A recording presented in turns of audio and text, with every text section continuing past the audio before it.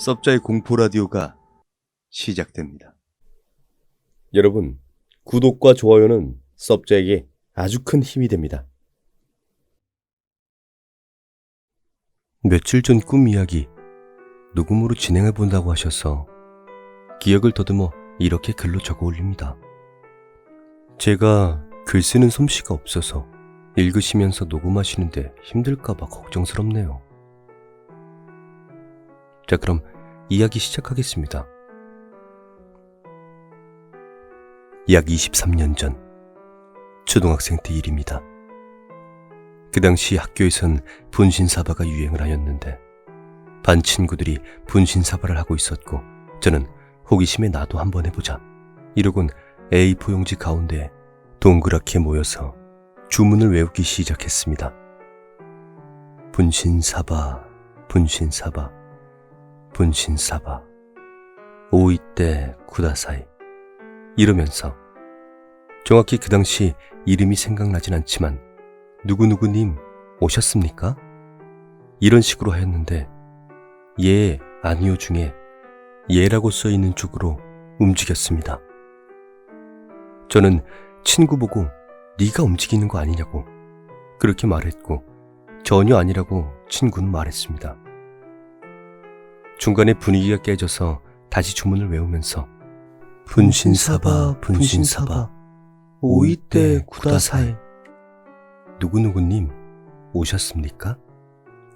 이 주문이 끝나고선 연필이 예 쪽으로 움직였지만 실제로 제가 호기심에 손에 힘을 주어서 일부러 연필을 움직여서 네 쪽으로 움직였던 거였습니다. 그리고 친구들과 함께 여러 가지 질문을 하였는데 너무 오래되어서 질문의 내용은 기억이 나지 않지만 그렇게 분신사바를 끝내고 아무 일 없단 듯이 학교가 끝나고 집으로 갔고 문제는 그날 꿈에서였습니다. 꿈을 꾸었는데 미국 센트럴파크 같은 도시형 공원에서 부모님과 한 살 어린 동생이랑 같이 그 공원을 산책을 하였습니다.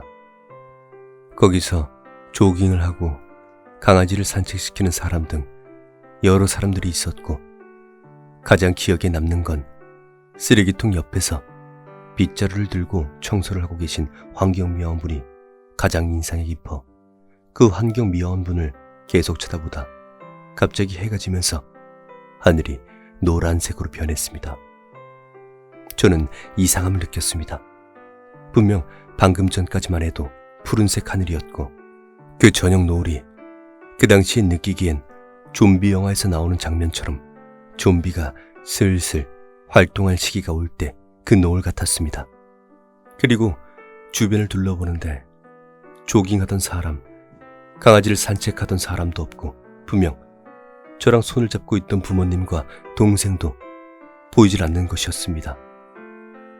계속 부모님을 찾아다녔고 결국엔 부모님을 찾지 못하여 눈물을 흘리며 그 환경미화원분께 혹시 저희 부모님 못 봤냐고 여쭤보니 그 환경미화원분께서 못 봤다고 하시고 혹시 저쪽으로 가보라고 하셔서 환경미화원분이 가르쳐준 곳으로 갔습니다.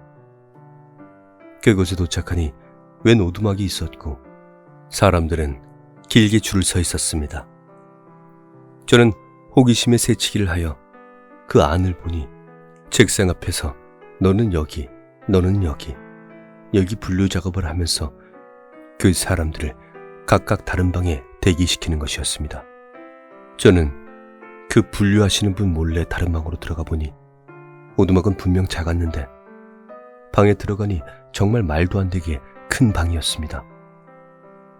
주변 사람들은 좌절한 듯 아무 말 없었고 전 벽에 걸려있는 엽총이 신기해서 보고 있었는데 갑자기 생전에 얼굴도 모르는 친할아버지가 나타나셔서 네가 여기가 어딘 줄 알고 왔느냐, 아직 올 때가 아니라고, 당장 돌아가라고 벽에 걸려있던 엽총을 들고 저를 향해 위협사격을 하여 놀란 전 도망을 쳤고 그리고 그날 꿈에서 깨어났는데 어머니가 땀을 계속 닦아주고 계셨고 그 꿈이 너무나 생생해서 전 너무 무서웠습니다.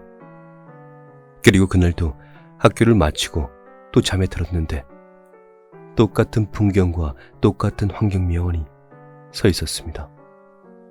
또 오두막이 있어 저는 그곳에 들어갔었습니다. 그런데 할아버지가 내가 오지 말라고 하지 않았느냐, 왜 또 왔냐고, 이번엔 옛날 장군들이 쓰던 장검을 들고 저를 위협하셨고, 그렇게 3, 4일 똑같은 꿈을 꾸다 더 이상 그 꿈은 꾸지 않게 되었고, 저는 여기서 끝인 줄 알았습니다. 하지만 그 이후로 조금만 어디를 여행을 간다든지 하면 금방 열이 났고, 감기 몸살도 남들보다 쉽게 오고 그랬었습니다. 계속 그런 식으로 살다가 군대를 갔다 오고 꽤 오랜 세월이 흘렀고 점을 보러 가게 되었는데, 그 점 보시는 보살님이 제 안의 처녀 귀신과 총각 귀신이 서로 제 몸을 차지하려고 싸우고 있다고 하셨고, 저는 속으로 뭔 소리야, 이 돌팔이, 이런 생각으로 그냥 네 그래요 이러면서 반응을 해주고 볼일 다 보고 나오게 되었습니다. 뭔 소리 하는 거야, 이 돌팔이가?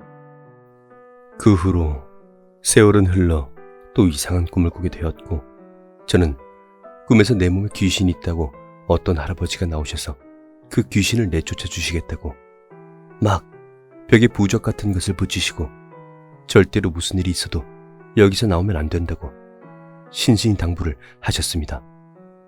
할아버지가 나가고 문이 갑자기 흔들리면서 문 좀 열어줘. 문 좀 열어줘. 이런 여자 목소리가 들렸고, 저는 문을 열려는 순간 할아버지 말씀이 생각나서 문을 열려다가 벽 뒤로 몸을 붙여서 귀를 막았는데도 약간 소름 끼치는 목소리로 문 좀 열어줘. 문 좀 열어줘.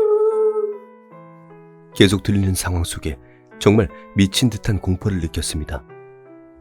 그러다가 제가 그 공포를 못 이기고 문을 열었는데 아무도 없었고, 그 문을 열자 그 소름 돋게 문 좀 열어줘. 열어달라는 여자 목소리가 더 이상 들리지 않았습니다. 할아버지가 급하게 뛰어오시더니 내가 무슨 일이 있어도 문을 열지 말라고 하지 않았느냐, 저한테 계속 뭐라고 하셨고, 귀신이 네 몸에 들러붙었다고 이런 말씀을 하셨습니다. 저는 공포에 질림과 동시에 어떻게 방법이 없냐고 하였고, 딱 한 가지 방법이 있다고 말씀하셨습니다. 어떻게 한다고는 그 당시 말씀을 안 하셨습니다. 저녁이 되기 전 할아버지는 방 곳곳에 부적을 붙이셨고, 작은 세수대야에 물을 받아오고, 그 후 원을 그리시고 앉으시더니 주문을 외우시는데, 그 할아버지가 도사라는 걸 무의식 속에서 알게 되었고, 시간이 지나 저녁이 되었습니다. 갑자기 촛불을 제외한 나머지 등이 전부 꺼지면서 소름이 쫙 돋았습니다. 저는 기겁을 하며 울면서 살려달라고 소리를 쳤고 살려주세요. 갑자기 어제 들었던 그 소름 끼치는 여자 목소리와 함께 여자가 손짓으로 이리 와. 이리 와. 하는데, 그 당시 진짜 죽을 것 같았고 정말 무서웠습니다. 저는 할아버지께 살려달라고 하는데 할아버지가 갑자기 공중부양을 하시면서 주문을 외우자 번개가 그 작은 방에 계속 내리쳤고, 처녀 귀신은 살려고 도망을 다녔습니다. 그리고 그 당시 학교에 가면 커다란 브라운관 TV가 그 자리에 있었고, 그 귀신은 그 TV 뒤로 숨었는데 어딜 도망가냐고 그 귀신 손을 딱 잡는 것이었습니다. 전 그 순간 그 손의 주인이 친할아버지라는 걸 알았고, 그와 동시에 번개가 그 귀신을 강타하면서 하얗게 밀가루를 뿌린 것 마냥 알몸인 여자가 죽어 있었습니다. 안도의 한숨을 쉬면서 도사 할아버지와 친할아버지를 찾으려고 주변을 둘러봤는데 그 두 분 다 어디에도 안 계셨고, 그 방 안은 저 혼자와 그 죽은 귀신만 남아 있었습니다. 그 후 꿈에서 깨어났고, 그 후론 할아버지는 제 꿈에 더 이상 나타나시질 않으셨고, 지금은 어디 아픈 곳도 없이 잘 살고 있습니다. 네. 준하님, 감사합니다. 이렇게 이야기를 또 보내주시고, 섭자에게 제보해주셔서 감사드립니다. 앞으로는 좋은 꿈만 꾸시고 행복한 그런 일들만 가득하셨으면 좋겠습니다. 언제나 어디서나 행복하시길 바라겠습니다.